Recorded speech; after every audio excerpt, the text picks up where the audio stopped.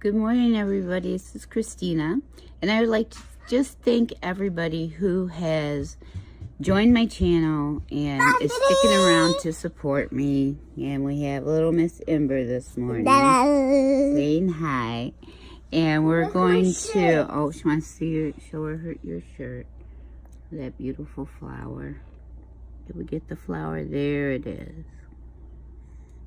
It's got green, pink, and white. Yes, it does. And okay. So, I left off my story. I'm sorry. I'd just like to thank everybody for supporting me. And welcome back to my channel. And to please tell your friends if you like me. Tell your people you don't like if you don't like me. And hopefully we'll get more subscribers. And we can become our little Michigan family. Don't forget, 100 subscribers. We're doing a giveaway. We're at 21. Whoop, whoop, whoop. I just want to show everybody that, yes, I do have more sweaters. Not just that gray one. Even though that gray one is like my favorite one. This is a longer, like a duster one, but it doesn't have any pockets. And I'm a pocket kind of girl. So, oh, excuse me. Oh. So, when I left off my story last time, I was going for a consultation with my new doctor. So I went to a consultation with my new doctor, and we went over everything about how the bypass is done, how my stomach should look, and more than likely, I stretched my stomach out. That's what most people do when they want to blame it on it's not them, or it's the doctor, or whatever, because they quit working on it. Now, I'm not going to lie, did I quit working on it? After a while, yes, I did, because no matter what happened, there was no point in working on it. My food just went woof, woof, woof, you know, drinks, food, everything went right through me. I was hungry constantly. I went to bed hungry, I woke up hungry, I was hungry throughout the day, no matter what I ate. So, I tried not to eat as much, but it seemed like that's all I was doing because I was constantly hungry. Water wasn't helping. Crystal Light wasn't helping. Nothing was helping curb that hunger. So, actually, I'd given up before I found this doctor. But when I found him, something just told me, give it a shot. So, I set up my consultation. I went out to see him. Was taken into his office, and we were talking. And again, he went over how the bypass works, how it looks, how it should look. This is what your body looks like inside. And if he does a revision, this is what's going to happen. And we just went over everything from before your surgery to after your surgery. He covered everything. It was probably an hour and a half consultation, which I was very surprised and I was very impressed with, that he took that much time. And he's Polish, Dr. Luchikowski, and I love Dr. Luchikowski. Dr. Luchikowski don't play no games. He comes in, he tells you like it is. You don't care what he says, you don't want to hear it, he's going to tell you. It doesn't matter what he thinks. He's a doctor. This is how it goes. And I do like that in a doctor. So, had some things set up, some tests set up, and had the EGD where they put the scope down your stomach. And he told me I was right, and he had called what I had a micro pouch. He said he had never seen a pouch so little. And there was no rhyme or reason why it should be so little. It's just how it was made. And that, yes, everything was passing through it. He was actually impressed and surprised that I knew what was wrong with me. And I told him, well, I do lots of research on a lot of things. If I don't know, I research it. Got a question, I research it. So from there, we had to fill out paperwork for the insurance company. And I went in for my next visit, a weigh-in, him to tell me what I needed to do, what the insurance company expected me to do, and now I had to do a 6 months diet, per se the insurance company. And he just told me, well, do your weigh-ins. Every once a month you come out, you do your weigh-ins.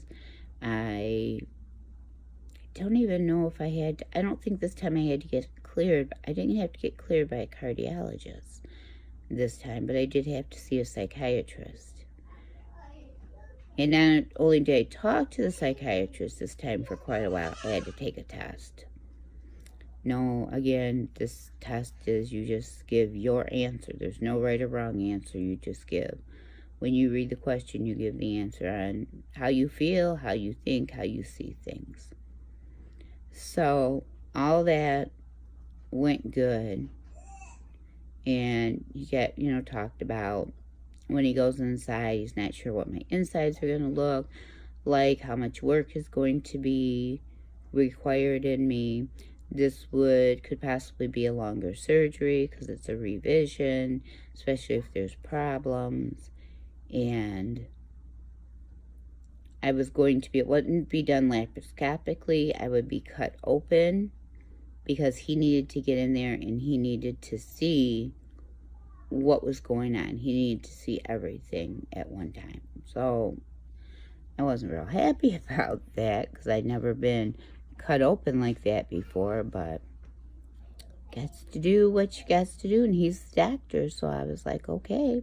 So I went through every month going out and seeing him and us talking what was going on, how I was feeling. And when it came, time to do everything, we submitted it for insurance company approval. It come back within 3 or 4 days that they probably got sick and tired of me calling because I call every other day. So they come back and they were going to cover it. We scheduled my surgery. My surgery was scheduled for September. Cannot remember the date. I cannot remember the year. So when I asked him about it, and I'm like, do I need to be on a 2-week liquid diet? He's like, no. He said, I don't do that.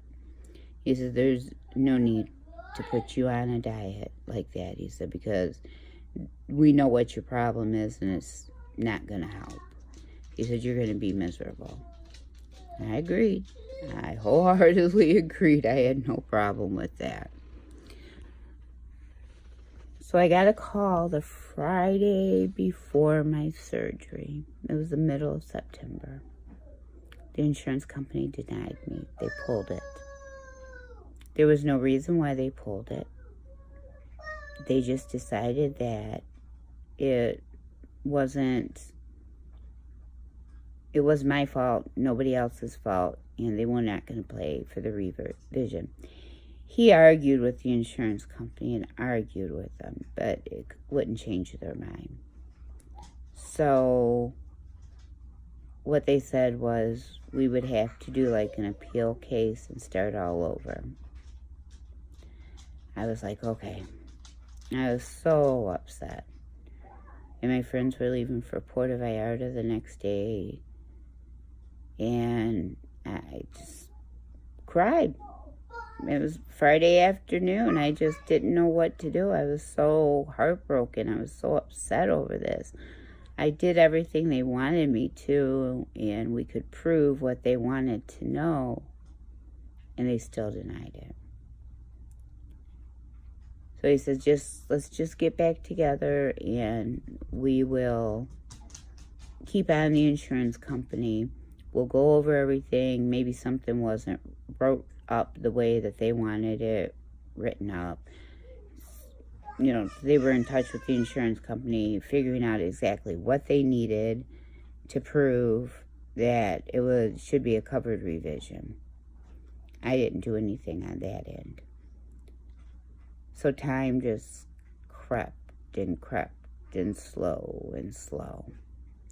So it was submitted again. And this time I called every single day. Every day. The day I called, they told me it was approved. I was so happy. I called the doctor's office. They hadn't received word yet that it was approved. And I told them, I've been calling them every day. I said, hopefully they got sick of me calling them, and that's why they approved it. So my revision was scheduled for August 14th. I believe it was 2014. And I was excited. I wasn't nervous. I was excited. I couldn't wait. Went to the hospital, got ready. He came in, talked to me and my husband about what was going on, talked more about my husband, telling him what he was going to do and what needed to be done. And as soon as he, got done and I was in recovery, he would come out and talk to him and tell him. So I do not remember waking up in recovery at all. I remember being told to go, no, that was my first one. I don't remember waking up in recovery. When I woke up, I was in ICU. Now, going to ICU was a common practice for revisions for him because they are longer surgeries. They are a little bit harder surgeries. Put you in ICU for a couple of days. So you have a nurse right there and you're monitored and everything is going good. When everything is going good, you can keep your ice chips down. Then they will send you to a regular room. And I thought that was actually a good practice because revisions are harder on your body. You do go through a lot more. So I did wake up that night and I was like, let's get up, let's walk. And they laughed at me. And they said, no, you just stay in bed. You relax. We're going to take care of you. So the next day he came in, he said I could have ice chips. And this was on Thursday. So on Thursday, I was given my ice chips. And I ate one. And something didn't feel right. And I ate another one. And I'm like, this isn't going anywhere. All right, I had to come back to my office because my daughter-in-law was wanting to talk, which is no problem, but I just wanted to finish. She was just talking to my granddaughter. And I just wanted to finish this up. My hair is starting to fall already. This is my serious house cleaning day here. But anyways, so my ice chips were stuck. I tried a couple more. And again, they weren't going anywhere. So I told them, I said, they're not going anywhere. I have a blockage. They got a hold of the doctor. They sent me down. I had to drink this stuff. And they said, no, she's right. It's not going anywhere. It's sitting. And you could see it sitting there. So they had to get it out of me. This is like an all-day thing. This was in the evening. So they decided, while I'm standing up, they have these people grab me and stick a tube up my nose, down my throat. Now I had stomach surgery yesterday. And that gets me to start throwing up. That is the one thing I didn't want to do. I just knew I was going to hurt everything inside, pull stitches. And so then that set my seizures off. And people freak out when that happens. I don't have grand mal or petit mal. I have non-epileptic seizures. But anyways, back up to my room I go. So they took me down for surgery on Friday. Something didn't feel right. And I told them something didn't feel right. Oh, everything's going to be all right. You're going to be fine. All that good stuff. And I was just I remember going into the operating room and seeing all these tools laid out, and I'm like, wow, that's a lot of stuff. So I was in surgery. I remember opening my eyes, but I didn't open them all the way. And there was a lady standing over me, bagging me, and I was gone again. The next time I kind of woke up, I heard somebody say, hurry up. I don't know how long she's going to be paralyzed, and I need to get this chest tube in her. Out again I went. I was later told that they saw me wake up, which I don't remember opening my eyes or anything, and they had to give me something to knock me back out. And so I guess I was out for quite a while. But I woke up, and it was my early birthday present. Saturday was my birthday. So the hospital was so kind to me that I got a chest tube and put on a ventilator. When I woke up, my hands were tied down. I hated my hands being tied down. I had no idea what was going on. The nurse I had in there, as I turned my head or something, and she knew I was awake. And she told me. And so I wanted my hands untied. So I was like flipping my hands like this because they were tied down. And she says, don't do that with your hands. And I'm trying to explain to her that without talking, because I couldn't talk, that I want my hands untied.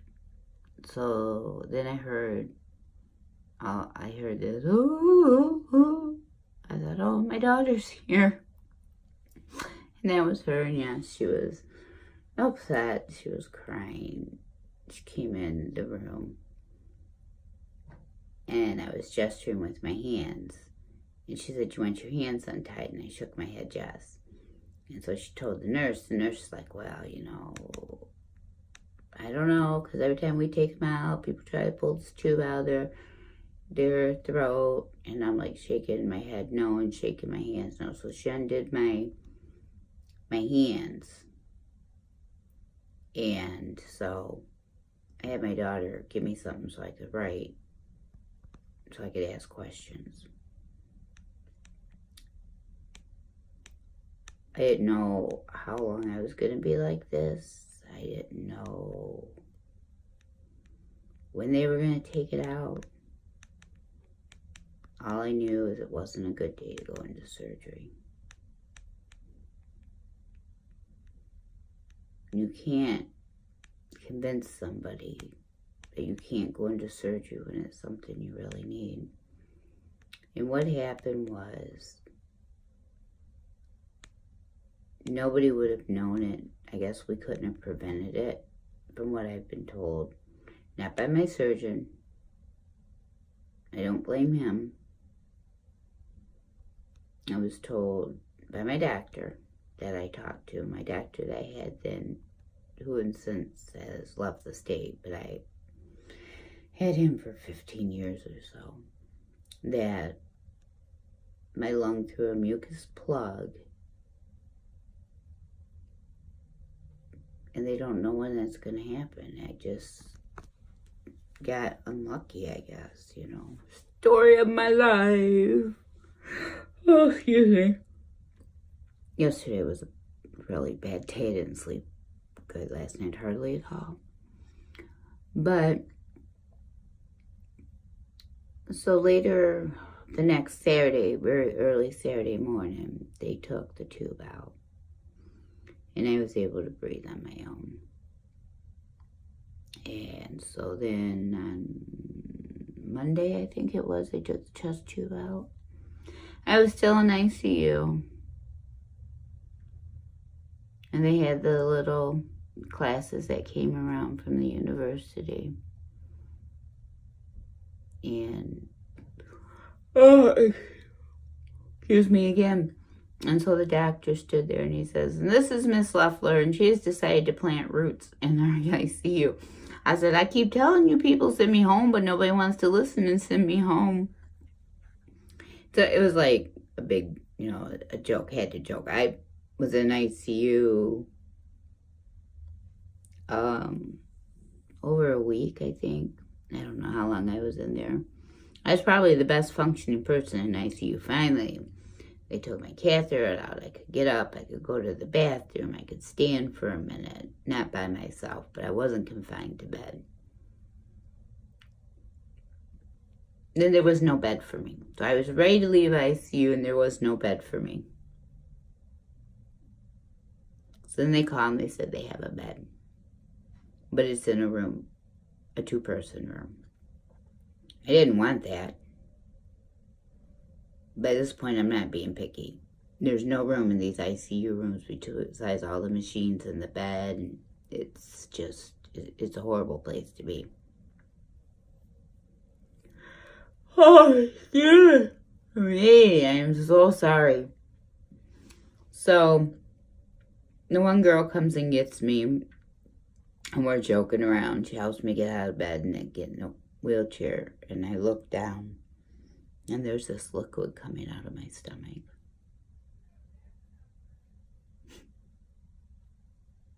Not good.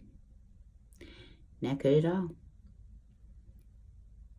So they give me some towels, hold it over my stomach, get me to my room, send the nurse in. Nurse got to call a doctor. Every time I move, it comes out. If I'm sitting up, it was like a nice little stream coming out.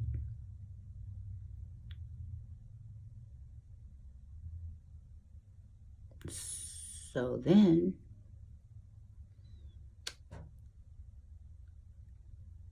I'm going to end this here. But what I have to say is, guess where I went next? You could probably never know, and I'll tell you it wasn't back to the ICU. Alright guys, thanks. Thanks for being curious. Me, I call myself nosy. For being interested in my story. I guess I should change the title instead of weight loss journey. Weight loss surgery journey. I think I'll do that this time. Maybe more people are looking to learn about surgeries. Would I do this over? Yes, I would. I really would. I mean, there's still more to go to it. I don't want to keep everybody forever on these videos, and I want to kind of make them interesting by what really happened and knowledgeable. And I will say, and I'll probably say this again, it's the first thing this is number one I failed at. Know your surgeon. That's where I messed up. I knew the surgeries in and out, the lap band and the bypass. At the time, that's all they had. The sleeve came out later. But that's, know your surgeon. Look, I'm in my office and the dog wants in. I cannot get any peace in this house at all. I guess I like to look at it as I'm just well loved. I don't know what it is. But there's still more to go. And it's 2019, and then I'm still every day walking this journey, every day taking this journey. So it's not something that I just did and forgot and life goes on. No, it's every day in my life now. So thank you for listening. Thank you for caring. Thank you for being here. Thank you for coming back. Thank you for supporting me. I hope everybody has a wonderful Thursday. I think we're having Taco Thursday tonight. And I want to make some cheesecakes and a fathead pizza. Those are both keto recipes. So if I get myself together, maybe I can do a cook with me. All right? Thanks, guys. I'll talk to everybody soon. Bye.